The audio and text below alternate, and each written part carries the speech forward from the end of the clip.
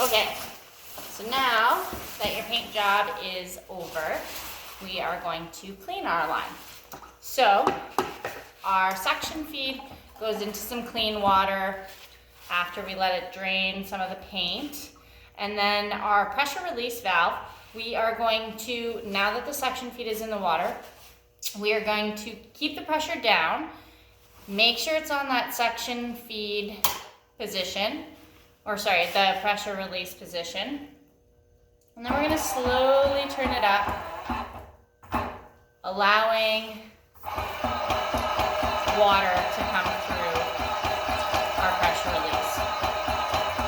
Once that water has come through, we can put this in the water, take our housing and everything off our gun, and you can just set this in the clean water for now, or solvent, or whatever cleanup you're using. Obviously, if you're using solvent, wear gloves, wear a mask. Now that our pressure release is in the water, our pressure is released, we can press the trigger into our paint pail, flick this knob here.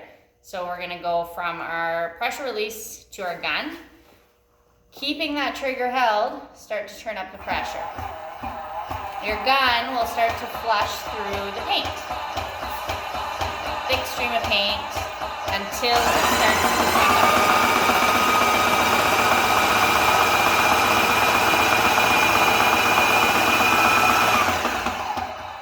So once you notice the viscosity change from the gun line, you can keep going into the paint. It's okay if a little bit of water gets in there. Just try not to get too much if you want to conserve it for your next project. Turn the pressure down. Keep the trigger held the whole time. Now you'll have a slop bucket.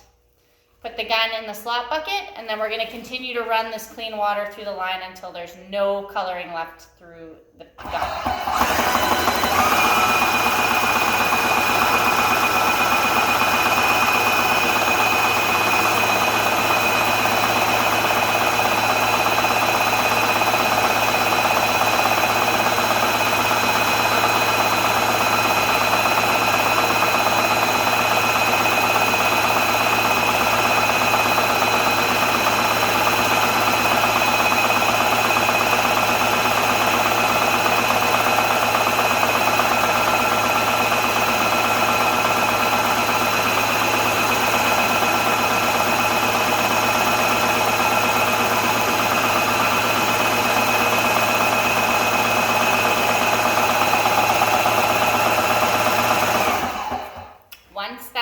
Seems clean, like there's no more paint coming out, you can run it through as many times as you want. The cleaner the better. If you are going to be keeping the pump in the shed or something throughout winter, somewhere where the lines might freeze, make sure to flush the lines with either some antifreeze, windshield washer fluid, or there's Graco pump cleaner that you can use, and keep that in there. We'll have to make sure to spray through our tip and our cage. So we'll grab that back out of the water. Pressure's off on the gun, pressure's off on the pump. Make sure it's nice and tight. Make sure that little seal's in there that we talked about in the last video. And then we're gonna turn up the pressure, and we're just gonna squirt our gun a couple of times. Twist the tip backwards, and then twist it forwards. So just a couple times. This just cleans the paint out of the tip. If you don't do this, your tip will be garbage, and I think they're like $60 to $80, so you want to try and conserve your tips as much as possible. And then again, we can turn our pressure off, take that tip and cage off. It's a little bit irritating sometimes. There's a lot of steps.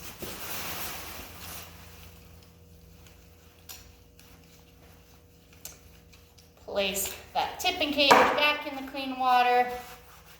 Release any pressure from our pressure release valve and our gun. We want to make sure everything's nice and empty and clean so that when the pressure is out of the line, it makes the line a lot easier to wrap up. And yeah, once you're finished, make sure you dispose of your slop pail in an environmentally friendly way. Don't just dump it outside. Even though it's water-based, take it to Aquaterra or some sort of recycle depot. And any paint that you have left, put a lid on it, you can reuse for next time. And as you're spraying, a couple tips that I have is make sure you have ventilation. Make sure you have heat. Without heat, the paint will not dry very fast and you have a lot higher risk of getting runs. Nobody wants to sand runs. It's a lot easier to add paint than it is to take off paint or any sort of coatings that you're using. If you have any questions or want me to make any other videos regarding spraying or paint in general, just let me know. Sometimes it takes a little bit for me to get into it, as jobs can be pretty rushed sometimes and I get a little impatient and I just get started and don't think about these things. So yeah, I hope that was an informative set of videos. And anything else you can find on YouTube. Graco is my reliant brand that I like for pumps. It has been the best pump that I have ever used. This little thing can spray texture. It can spray any sort of thickness of coatings. You just need the hopper gun, maybe if you're doing a texture spray or thicker tips. One more thing I should add. With the tips, there's a little number on here, 517. So it has the width of the orifice and then the range at which the fan will go. So 517, like a fire hose, it's a huge friggin' tip. You don't necessarily need that for a lot of jobs. The one I was using for my paint job that I was just doing is a 315 tip. So a 315 compared to a 517 is a lot smaller, obviously. The 3 compared to the 5, the 15 compared to the 17. And you can get anywhere down from like 312 or 212s or 210s. You can get really small tips and really big tips. So when you're buying them, make sure that you look at that number. Or if you are given one from a rental place or wherever you like to rent. I used to rent from Home Depot. Home Depot is cost effective, 24 hours, 110 bucks. Of course, I would prefer you hire me, but I also believe that everybody should be efficient enough to do things on their own. And when it comes to a power tool or anything like that, knowledge is power.